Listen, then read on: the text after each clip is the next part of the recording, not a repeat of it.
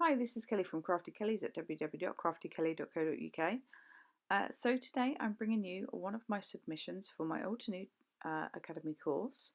This is Module 9 and it's all about die cuts. The stamps that I'm using today is Vintage Rose. I shall be using the matching die set later on in the video. The inks I'm using are the Altenew Yellow collection, which is Honey Drizzle, Maple Yellow, Fresh Lemon, Crimson Burst. And I'm starting with the lightest for my bottom layer and working my way up to the darkest for the last layer. As you can tell, this takes some time to do to reposition it every single one, so I've sped it up.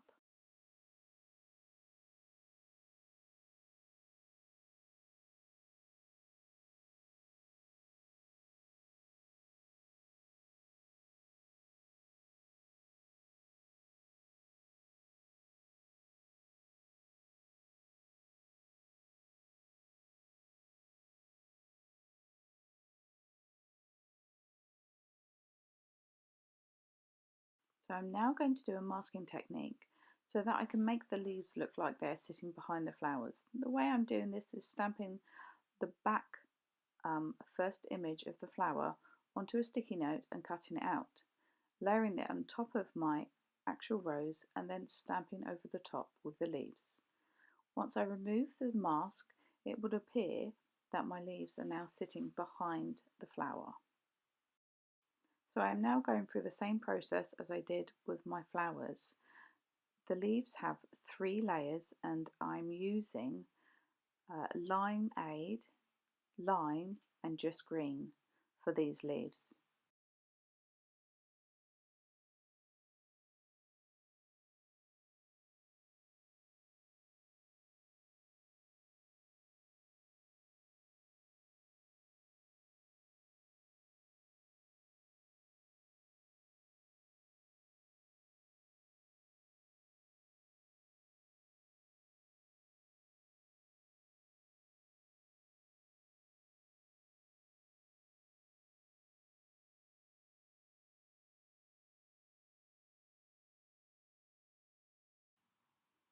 So on a separate piece of cardstock I've stamped the same rose in the same way and the leaves to match.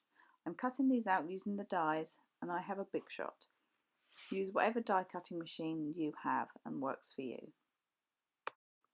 I have cut out 3 of each rose and 6 of the leaves. Now I'm going to do my sentiment by stamping onto some vellum. I'm using the superscript stamp set and the phrase awesome. I really like this large, bold, scripty writing. I'm stamping my sentiment in black and I'm using the Rare Earth Pitch Black ink. This is an archival ink, so will dry and be permanent. But because I'm stamping onto vellum, it will need some time to actually set. The beauty of having a stamping tool is when it doesn't stamp cleanly, like mine didn't first time, you can always go back in. I've just found that the magnet is almost getting in the way of giving it a nice clean stamp, so I've just removed it for this. Now I have a clean, nice stamped piece. I'm going to leave it to one side. I've brought in a piece of white cardstock because I'm going to stamp the thanks for being. This stamp's lovely first time and I'm going to pop it out with one of my punchers. It was quite late when I was filming this, so I let my sentiment dry overnight and came back to it the next morning. So I've stuck my panel down onto a piece of green cardstock and onto my white card base, which is an A5 size. I'm moving on to my sentiment now. So I'm popping some foam pads behind my writing on the vellum. I'm trying to do it on the black pieces so that the foam pads will not be able to be seen through the vellum. Sometimes you have to kind of hide your adhesive with vellum as it is so transparent.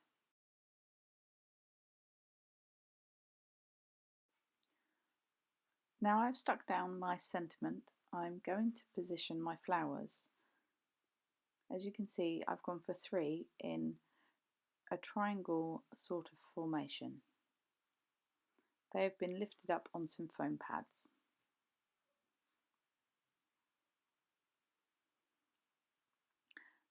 As I cut out some of the leaves as extra, I'm using these as little embellishments.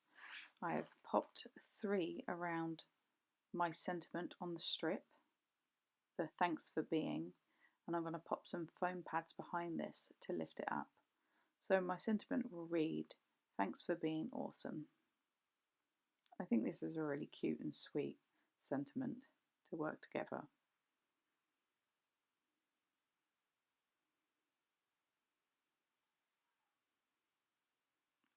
To add a bit of bling, I'm just using some adhesive back sequins. I always go for 3, and I'm just dotting those around once again in that triangle formation.